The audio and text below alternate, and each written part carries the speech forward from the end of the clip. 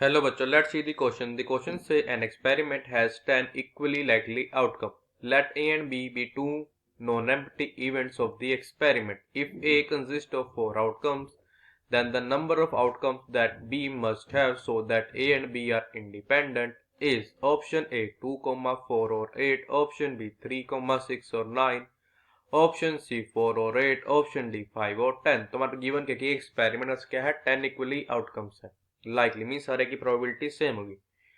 और हमें गिवन ने दे दी एक और चीज कि ए और बी हमारे क्या है, दो नॉन एम्प्टी इवेंट है एक्सपेरिमेंट के।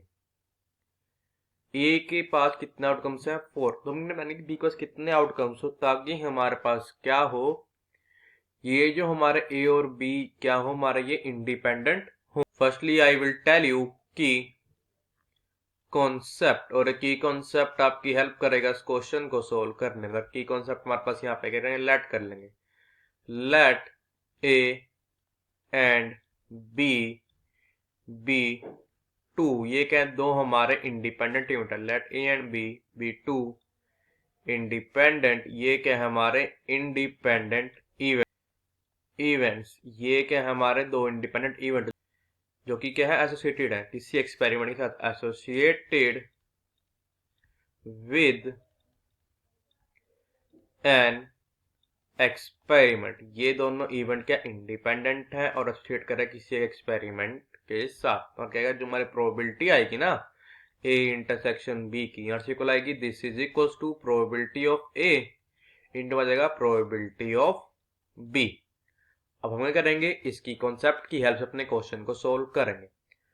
तो चले जाते हैं, हम लेट कर लेते हैं। क्या लेट कर लेते हैं कि n of B and n of A intersection B, ये हमारे पास क्या है, बी द नंबर ऑफ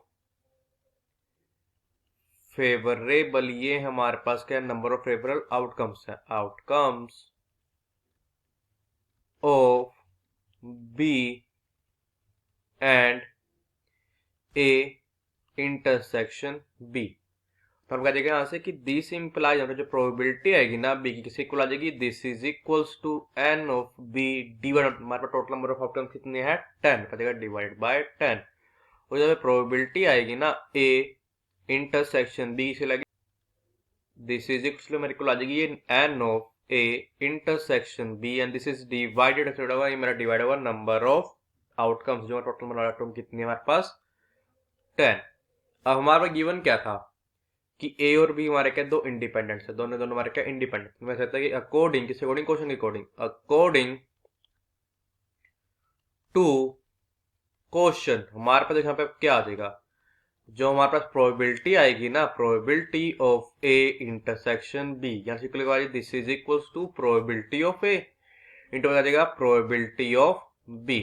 हमारे पास प्रोबेबिलिटी ऑफ ए इंटरसेक्शन ये हमारे इक्वल है n of A intersection B and this is divided by 10। This is equal to हमारी प्रोबेबिलिटी ऑफ ए कितने है, हमारे पास total number of favourable outcome कितने है के 4, divide by total number of outcome कितने हैं 10, मल्टीप्लाई प्रोबेबिलिटी ऑफ बी कितनी है, वो हमारे पास है n of B divided by 10। हमारा देखो यहाँ पे क्या हो जाएगा, 10 से 10 का जो हमारा cancel, 2 2s are 4 and 2 5s are 10। क्या मिलेगा, दिस implies us that कि 5 multiplied by n of a intersection b, this is ये हमारे को आ जाएगा 2 times of n of b के। अब देखो यहाँ पर जो n of b है, ये तो हमारे पास कोई ना कोई नेचुरल नंबर होगा और n of b भी हमारे कोई ना कोई क्या होगा, नेचुरल नंबर होगा।